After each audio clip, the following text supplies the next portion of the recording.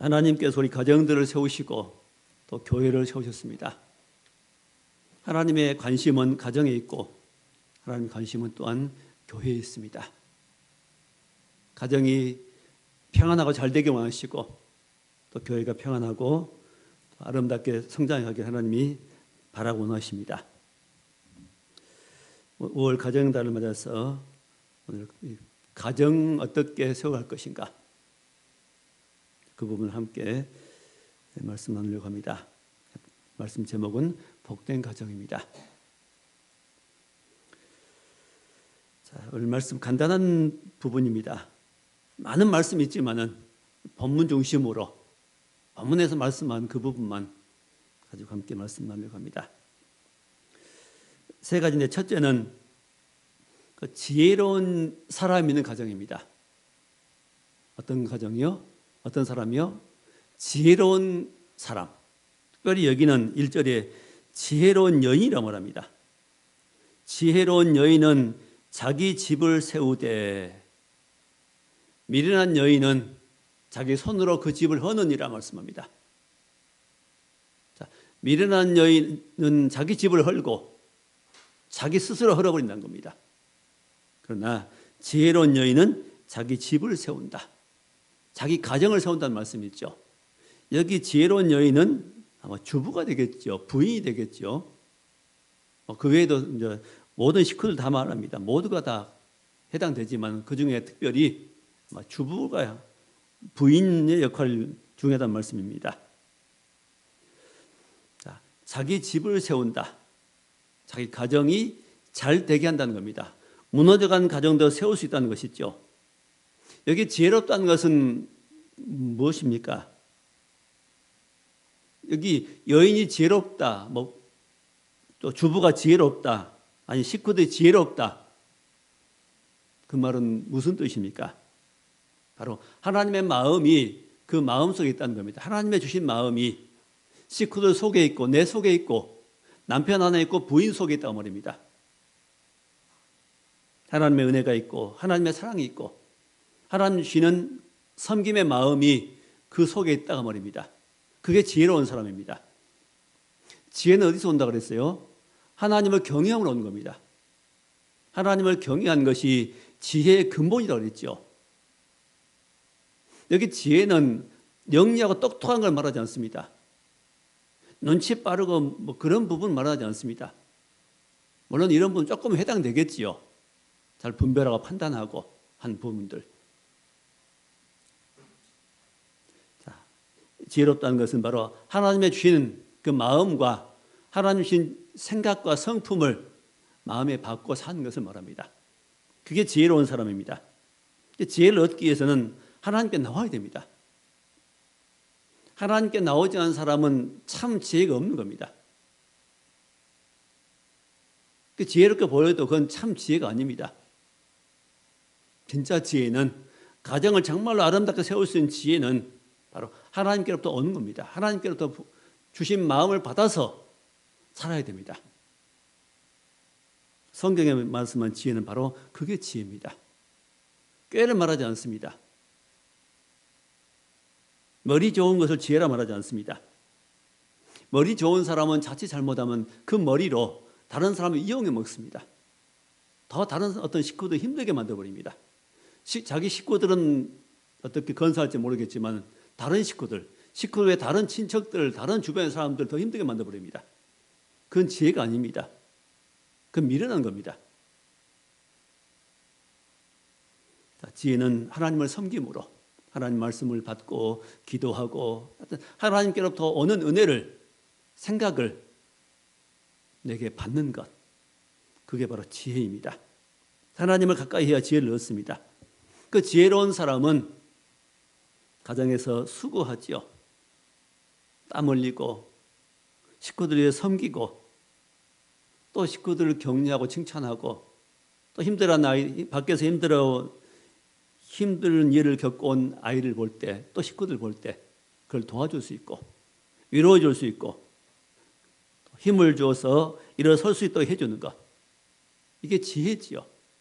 나는 좀 힘들어도 다른 사람을 도와줄 수 있는 것, 이게 지혜입니다. 지혜는 그런 역할을 하는 겁니다. 나만 편하게 살고 나는 아무 일도 하지 않고 나만 대접받고 그렇게 사는 길을 제시하는 게 지혜가 아닙니다. 그래서 지혜로운 여인은 자기 집을 세웁니다. 가정을 세웁니다. 그게 축복의 가정이 되게 합니다. 하나님의 은혜가 임하도록 그렇게 해줍니다. 그래서 모든 일을 지혜롭게 하지요. 지혜가 있음으로 지혜롭게 합니다. 자녀를 양육할 때도 또 가정 일을 할 때도 또 돌보느라 문제가 있어도 지혜롭게 합니다. 내가 좀 힘들어도 다른 사람 편하게 만들어줍니다. 자, 이런 사람을 지혜롭다고 말합니다. 자, 이런 지혜를 구하시기 바랍니다. 뭐든지 지혜가 부족하거든 후히 주시고 꾸짖지 않으신 하나님 앞에 구하라. 그리하면 주시리라. 환난을 만나 어려움을 만나도 어떻게 어려움을 헤쳐나갈 것인가 지혜를 구하면은 하나님 지혜를 줄 것이라고 말씀하십니다. 자녀에게 문제가 있을 때 그 문제를 어떻게 해결할 것인가 하나님께 구하면은 하나님께서 할 말을 주실 것입니다. 그 아이를 지도할 수 있는 지혜를 주실 것입니다. 지혜를 구하라는 겁니다. 내 지식으로 내 가진 경험으로만 하지 말고 하나님께 지혜를 구해서 그 지혜를 가지고 일할 때 대처하고 행할 때 세워집니다. 자녀가 세워지고 남편이 세워지고 또 가정이 세워진 일을 하게 될 것입니다. 지혜로운 여인은 자기 집을 세우되 반면에 미련한 여인은 자기 손으로 그것을 허느니라. 미련한 여인은 허는데 가정을 헐어버리는데 누가 헐어요? 자기 손으로 헐어버린다. 스스로 헐어버린 겁니다. 그래서 미련한 것이죠. 그래서 가정을 허는 그 대표적인 것이 뭐냐면 바로 입입니다. 입, 말이 있죠. 자, 세우는 입은 칭찬하고 위로해주고 사랑해주고 격려해주는 그런 입인데 허는 입은 어떤 입일까요? 반대로 비난하고 또 야단치고 미워하고 미움을 표현하고 자, 이런 입입니다. 원망하고 불평하고 탓하고 자, 이런 입. 자, 이런 입은 헐어버립니다. 본인의 심령을 헐어버리고 본인의 심령이 먼저 상하게 되고 또 식구들의 마음을 상하게 합니다. 다른 사람의 심령을 상하게 만들죠. 이런 입을 지혜롭게 해야 됩니다. 하나님이 주신 그 마음 가지고 입을 사용할 때 그 입은 지혜로운 입이 될 것이고 반면에 내 안에는 감정을 표현할 때 괴로운 감정, 상한 감정, 슬픈 감정, 불만의 감정을 표할 때 그 입은 헐어버리는 일을 합니다. 조심하셔야 됩니다. 가정뿐만 아니라 모든 일상생활은 마찬가지입니다. 자, 우리 인생을 인도하는 것은 뭐라고요? 내 입입니다. 내 발걸음을 인도하는 것은 내 입입니다. 내 입에서 나온 대로 들린 대로 내가 행하리라 하나님 말씀하십니다. 네 입으로 말한 것이 하나님의 귀에 들린 대로 내가 하나님 행하겠다. 입은 참 중요합니다. 물론 말에 실수가 없는 사람 아무도 없습니다. 저도 실수하고 여러분도 실수할 겁니다. 실수하고 나면은 정말 면목이 없을 때가 있죠. 자, 말에 실수가 없는 사람은 온전한 사람이라고 말씀하십니다. 하나님께 기도해야 되겠습니다. 우리 입술을 바로 사용할 수 있도록 해달라고. 또 이제 입으로 듣는 대로 말하면 안 됩니다. 사람 관계에서 내가 들은 대로 그냥 전달하면 안 됩니다. 그럼 사고 나죠. 문제 생깁니다. 내가 누구한테 들은 대로 그대로 전달해 버리면은 나쁜 말도 역 없이 전달되어 버리면 문제가 심각해집니다. 듣기는 듣되 내가 마음에 새기고 그래서 내가 얻을 것은 얻고 버릴 것은 버리고 회개할 건 회개하고 대신 기도해 주고 필요한 것만 좋은 것만 유익한 것만 남에게 전달해 줘야 됩니다. 그런 역할을 해야 됩니다. 감정대로 말하면 안 되고 듣는 대로 말하면 안 됩니다. 항상 감정은 추스릴 줄 알아야 됩니다. 제어해야 되죠. 그게 십자가 지는 겁니다. 그게 지혜로운 사람입니다. 지혜로운 사람의 특징은 내 감정을 조절하는 사람입니다. 그걸 조절할 줄 아는 사람입니다. 내가 못하니까 누구에게요? 하나님 앞에 구해야 됩니다. 마음과 생각을 지켜달라고 기도하는 겁니다. 염려가 올 때도 하나님 앞에 기도합니다.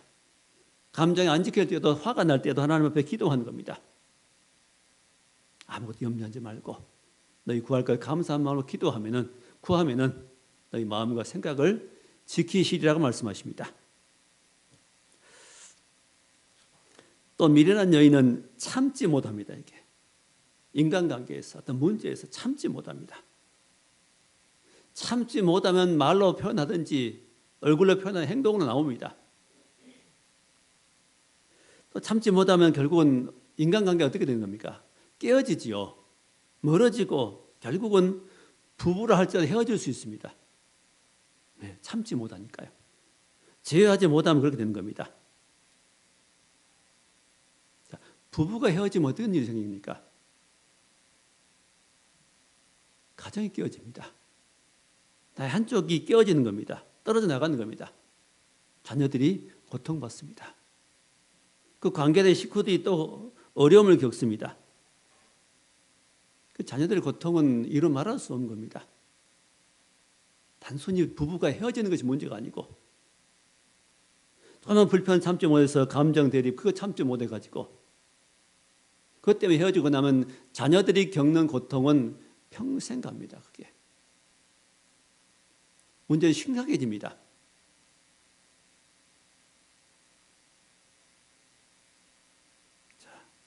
그래서 어리석은 거, 그게 어리석은 거죠.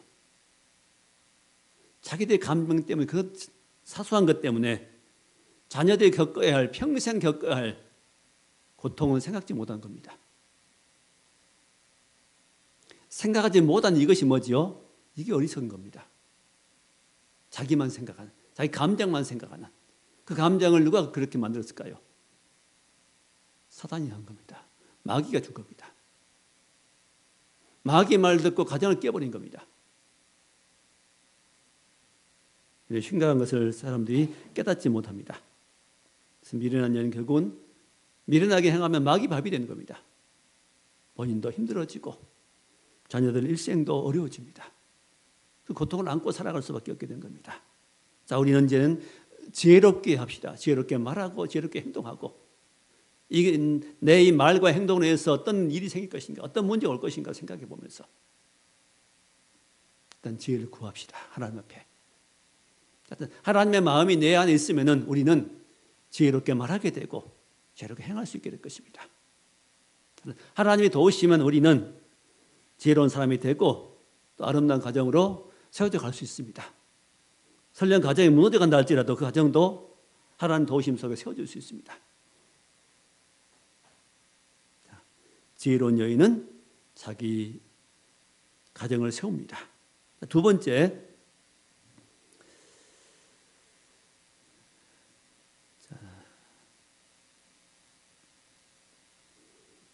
두 번째는 온 가족이 함께 하나님을 경외해야 됩니다. 하나님 경외하고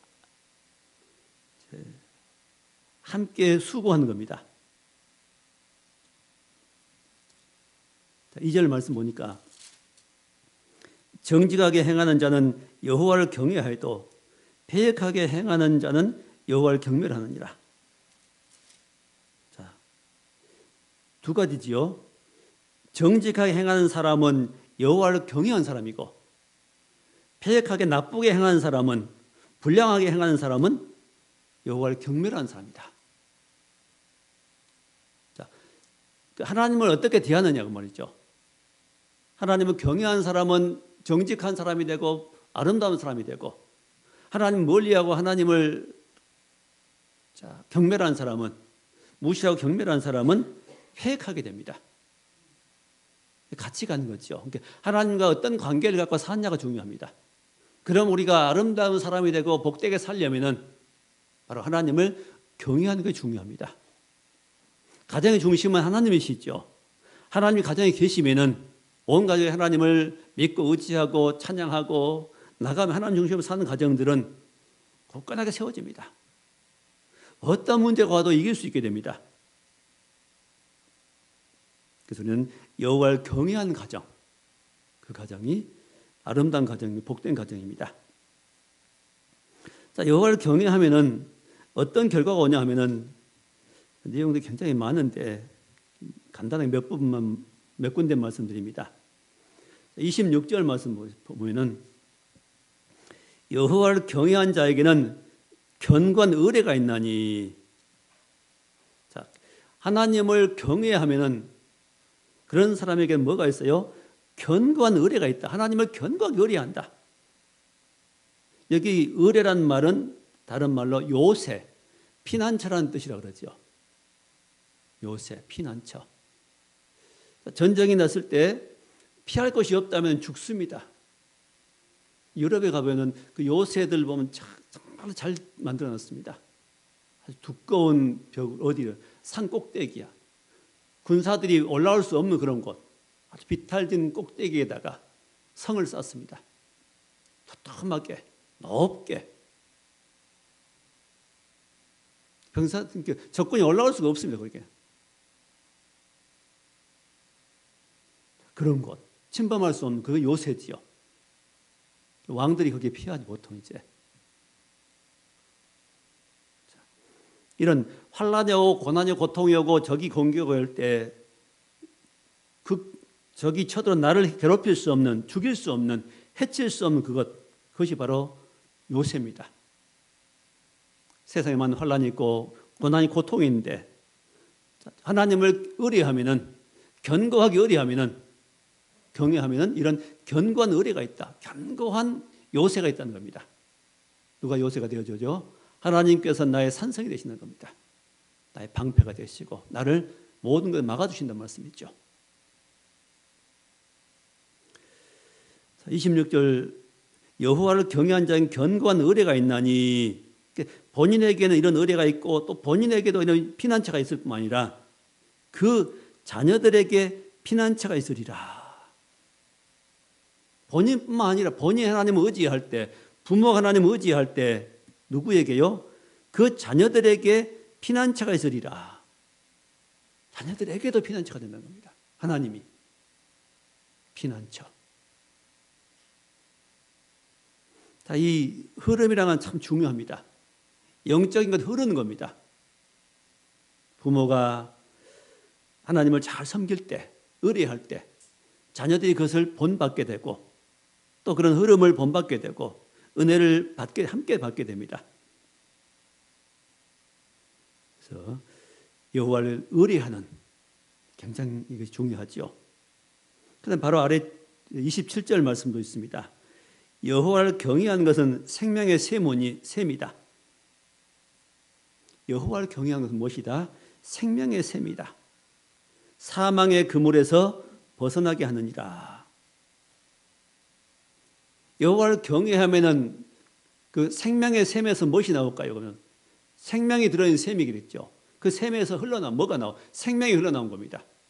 누구 생명이요? 하나님의 생명이 흘러나온 겁니다. 하나님의 생명이 나오면 사람은 사는 거죠. 고통스러운 사람도 그 생명의 물을 마시면, 심령에 받으면은 삽니다. 살아납니다. 힘이 생깁니다. 능력을 얻습니다.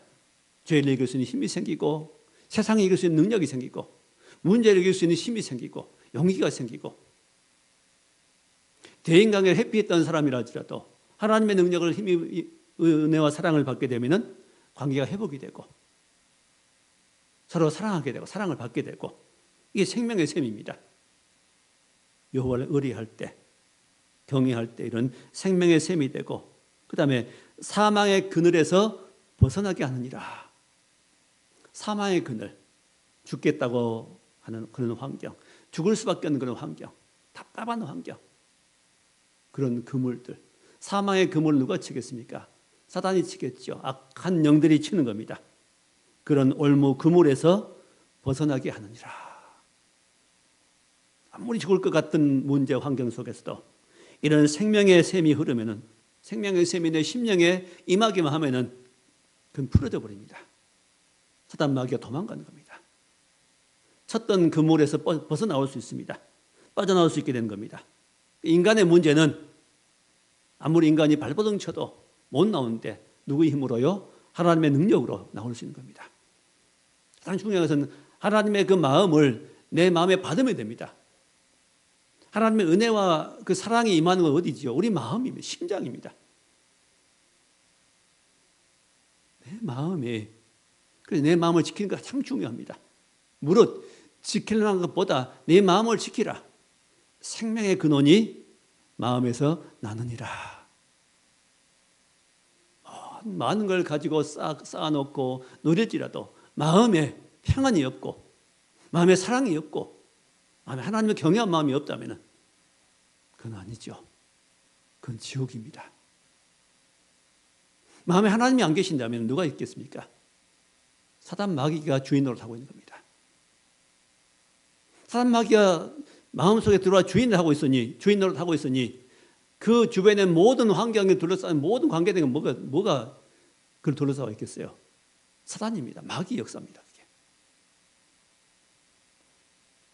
영적인 눈을 떠서 볼 수 있어야 되겠습니다. 하나님을 경외하면 또 사람을 그래서 대하는 태도가 달라집니다. 하나님 경외하지 못하면 사람을 보통 무시하게 됩니다. 하찮게 여기죠. 러시아 대통령처럼 그 젊은이들의 그 무고한 시민들의 그 생명들을 하찮게 여깁니다. 자기 욕심 때문에. 그러나 하나님을 경외하는 사람들은 사람을 소중하게 여깁니다. 사람을 함부로 대하지 않고 귀하게 여깁니다. 한 사람 한 사람을 소중한 상대로 봅니다. 31절 말씀 보니까 가난한 사람을 학대한 자는 그를 지으신 이를 멸시한 자요. 가난한 사람이라서 막 학대합니다. 힘없는 사람을 함부로 여깁니다. 함부로 대합니다. 그런 사람은 누구라고요? 그를 지으신 이를 멸시한 자요. 그 가난한 사람을, 힘없는 사람을 지으신 하나님을 멸시한 자다. 그러므로 사람을 대하는 것이 하나님을 대하는 것은 같은 겁니다. 난 믿음이 있다고 하면서 사람을 함부로 대한다면, 무시한다면 그건 믿음 없는 겁니다. 하나님 모르는 겁니다. 하나님을 아는 사람은 사람을, 작은 어린 아이 하나라도 함부로 안 대하는 겁니다. 그게. 그 사람에 대한 태도가 하나님에 대한 태도입니다. 마태복음 25장 말씀하죠. 여기 있는 지극히 작은 자에게 한 것이 곧 내게 한 것이다. 양과 염소를 구분할 때 양쪽에 있는 성도들에게 주님 말씀하시기를 여기 있는 지극히 작은 자에게 한 것이고 내게 한 것이고 지극히 작은 자에게 하지 아니한 것이 내게 하지 아니한 것이다. 작은 사람, 연약한 사람에게 한 것이 하나님께 한 것이다. 하나님 대한 것과 사람 대한 것은 따로가 아닙니다. 같은 겁니다. 왜 그럴까요? 이 마음이 같기 때문입니다. 하나님 의지한 마음과 사람을 대한 마음이 한 마음이기 때문에 같은 심장에 나오기 때문에 같은 겁니다. 그게 태도가, 말이. 이게 잘못되면은 마음이 잘못되면 다 잘못된 겁니다. 그래서 우리 집에서 아이들이 치킨을 시켰는데 보니까 이렇게 문제가 생겼어요. 겉에가 막 묻어 있고 흘러나와 있고.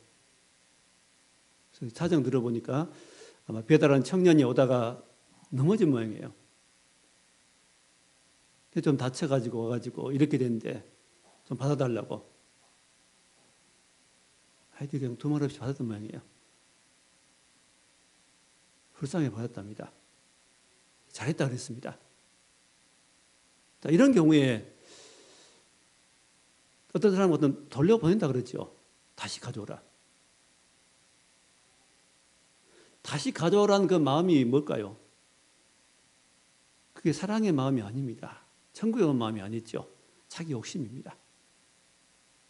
물론 요구할 수 있다고 생각합니다. 다시 요구할 수 있어요. 그러나 그리스도인들은 그러면 안 됩니다. 다쳐가지고 힘든 그 청년의 마음을 조금이라도 생각해 본다면 받아야죠. 그래서 맛있게 먹으면 됩니다. 감사 먹으면 그게 오히려 뿌듯하죠, 마음에. 그걸 도왔다는 마음. 그게 하나님 일을 한 겁니다, 그게. 사람은 하나님 사랑한 겁니다.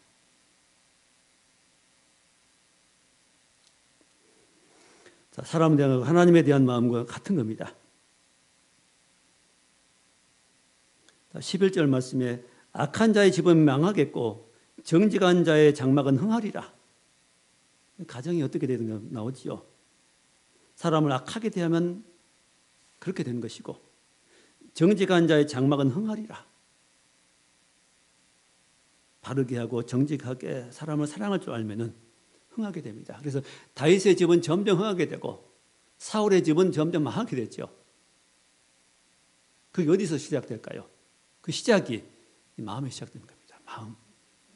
마음을 불편하게 하면 절대 안 됩니다. 하여튼 마음이 불편하면 문제는 누가 잘못되는 걸까요? 내가 마음 관리를 잘못한 겁니다. 내 책임입니다. 그게. 내가 관리를 잘 못함으로 누구에 맡겨야 됩니까? 마음을 주께 맡겨드려야 됩니다. 기도해야 됩니다. 자, 세 번째 말씀. 복된 가정이 이루려면 함께 가족이 수고해야 됩니다. 4절 말씀입니다. 소가 없으면 구이는 깨끗하려니와 소의 힘으로 얻는 것이 많으니라. 어릴 때 저 소를 길렀습니다. 농촌에 살았기 때문에. 소가 없다면 집은 깨끗합니다. 그렇죠? 그러나 소의 힘으로 얻는 것이 많다. 자, 그 마당 한켠에 소집이 있고 마हु간이 있고 또 마हु간 바로 앞쪽에는 또 소를 묶어 놓은 마당이 있습니다. 거기에 지푸라기 깔아주고 거기 배설물 처리하고 그렇죠. 또 거름 만들고 소가 있으면 할 일이 참 많습니다. 소를 먹여줘야죠. 또 초등학교 다닐 때는 또 중학교 때 다닐 때는 이렇게 소를 먹여 다녔습니다. 아침에 일어나서 소 먹이고 학교 가고 갔다 와서 또 소 돌보고 보통 초등학생들이 많이 했으면 그 일을 시간 내서 돌봐야 됩니다. 먹이 주고 관리해 주고 그러면 또 거기에 냄새 납니다. 파리도 생기고 불결하고 수고해야 됩니다. 근데 왜 소를 기르지요? 소가 좀 유익이 많습니다. 일단은 노동력이죠. 전기를 끌고 밭을 갈아주고 논을 갈아주고 수레를 끌어주고 하는 노동력입니다. 소가 없으면 농사를 지을 수 없었죠. 지금이야 다르지만 과거에는 그렇습니다. 소는 꼭 필요했습니다. 또 소는 목돈 마련하는데 유익하죠. 큰 소득이 됩니다.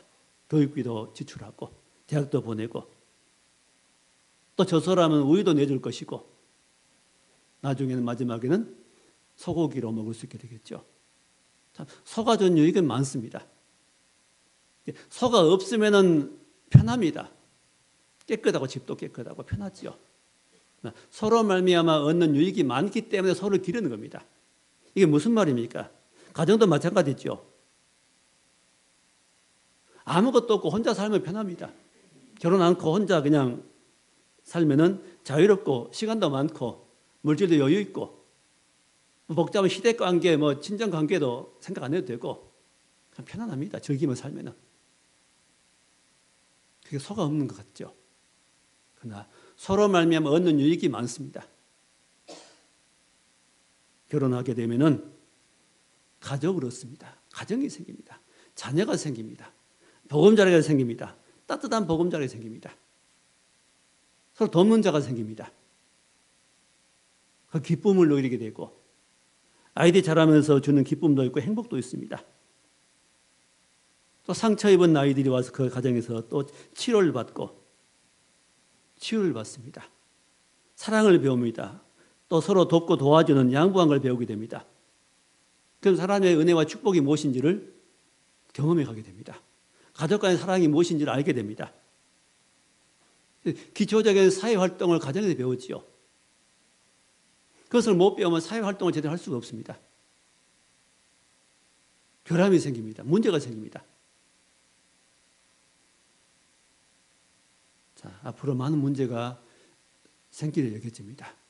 결혼하지 않기 때문에 생긴 문제가 사회적인 문제뿐만 아니라 모든 관계의 문제가 많이 생길 거 여겨집니다. 편한 것이 좋은 건 아닙니다. 편한 것이 다 좋은 것은 아니죠. 편한 길을 선택하기 다 좋은 건 아닙니다. 불편하지만은 그 불편한 길을 선택해야 할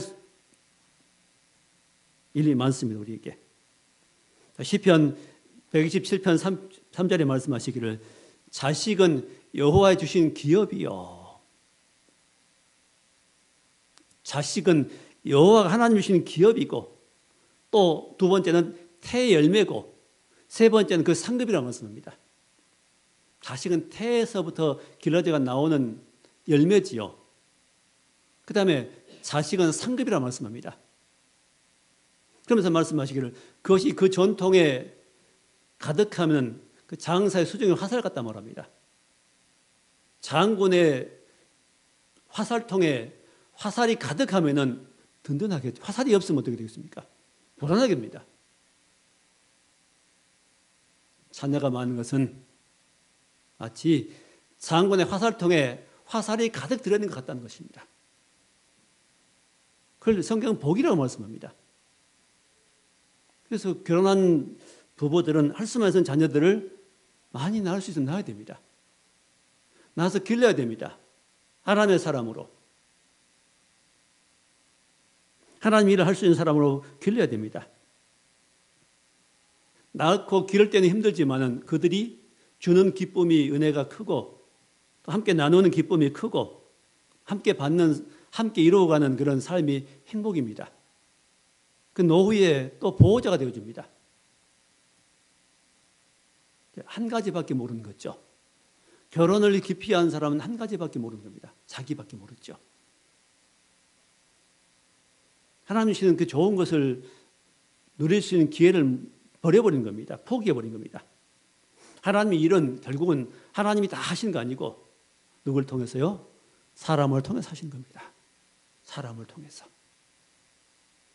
우리는 하나님의 말씀 따라서 행해야 됩니다.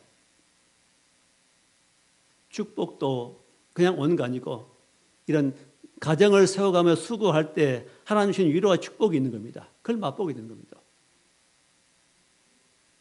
우리는 소가 없는 것으로 그냥 깨끗한 것으로 만족하지 말고 소를 기를 때 관리할 때 불편하지만 서로 말며 없는 유익이 얻게 된 유익이 많음으로 그 길을 기꺼이 선택하는 겁니다.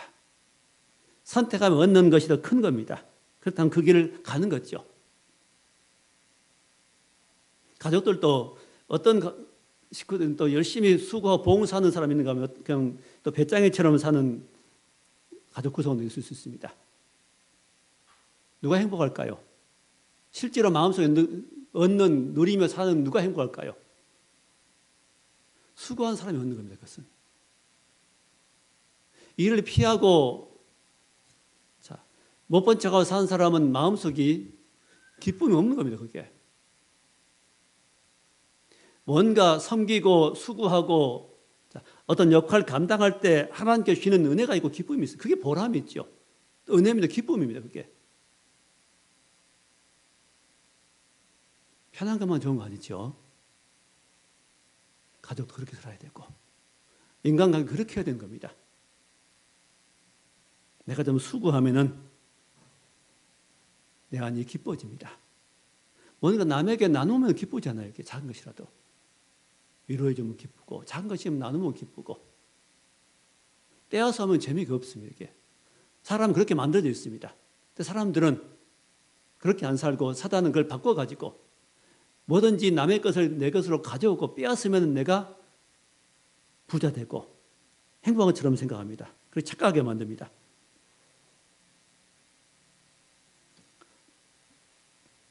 성경에는 주는 자가 복되다고 말씀합니다. 자, 인간관계도 잘 맺고 잘 심으면은 또 돌려받게 됩니다. 말씀을 이제 맺겠습니다.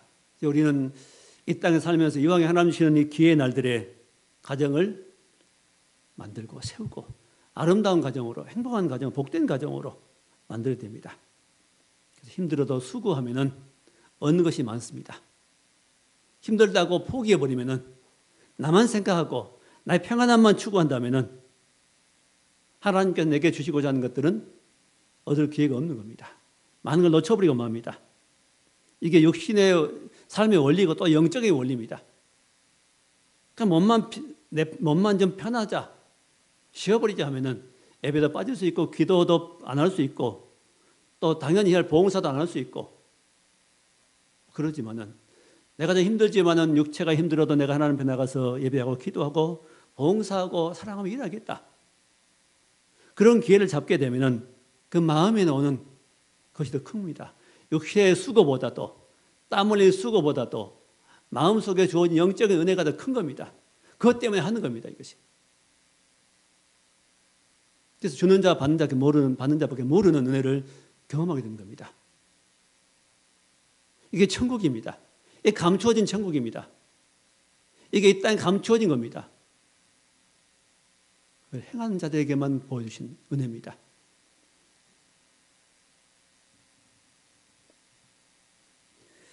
자, 이 땅에 우리 살면서 천국을 맛보면서, 부분적인 천국이죠, 이제.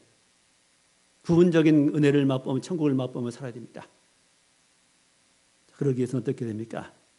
내가 내 마음대로 내가 좀 편하고, 남은 다른 식구는 고생하도 나는 편하고, 나만 편하고, 나만 좀 쉬고, 자, 그런 삶보다는 내가 좀 수고하고, 내가 좀 더 일하고,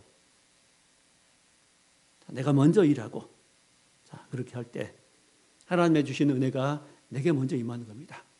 가장 중요한 것은 사람만 모이면 가족이 안 됩니다. 가정이 안 됐죠. 그 누가 계시되죠? 그 중심에, 모든 식구들 마음 속에, 마음 중심에 누가요? 하나님이 계시됩니다. 십자가에 못 박혀 죽으시고 부활하신 그리스도 예수, 그 예수님이 내 안에 계시면은, 그 예수님의 주신 마음 따라서 살면은 다 행복해집니다. 원만해집니다. 풀어집니다. 마귀가 주인 되었던 가정이랄지라도 마귀가 물러갑니다. 마귀가 주님 주인 되지 못하고 마귀가 모든 사람의 그 주인 되어서 사니까 서로 싸우고, 유산 가지고 싸우고, 덜 먹는 것 때문에 싸우고, 부족하다고 싸우고, 불만하고 그렇습니다. 예수님이 우리 마음 가운데 중심에 오셔서 우리의 마음을 주장하시고 모든 식구들의 마음을 주장한다면 거기에 뭐가 있을까요? 주님이 계시고 그 천국이 이루어집니다. 보람이 있고 기쁨이 있고 행복이 있습니다. 주님 모시는 가정이 복이 있습니다. 주님 떠나는 심령은 망하는 겁니다. 온 가족이 함께 예수 믿고 예수 안에서 예수 그리스도를 주로 왕으로 주인으로 모시고 주님 가정으로 주인 되셔서 믿음으로 산다면, 하나님 경외한 가정 된다면 우리 가정은 이 땅에서 가장 아름다운 가정, 복된 가정이 될 줄 믿습니다.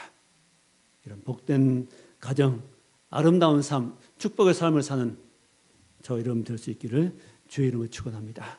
기도하겠습니다. 하나님 우리 아버지, 예수님을 우리 마음에 모시고 가정의 중심 모셔서 지혜로운 마음 갖고 여호와를 경외하며 서로 수고하며 사랑하며 아끼며 살아감으로 이러한 천국을 누리며 살아가는 복된 가정들을 다 이룰 수 있도록 축복해 주옵소서. 그런 가정들을 이룰 수 있도록 은혜를 베풀어 주옵소서. 예수님 이름으로 기도하옵나이다. 아멘.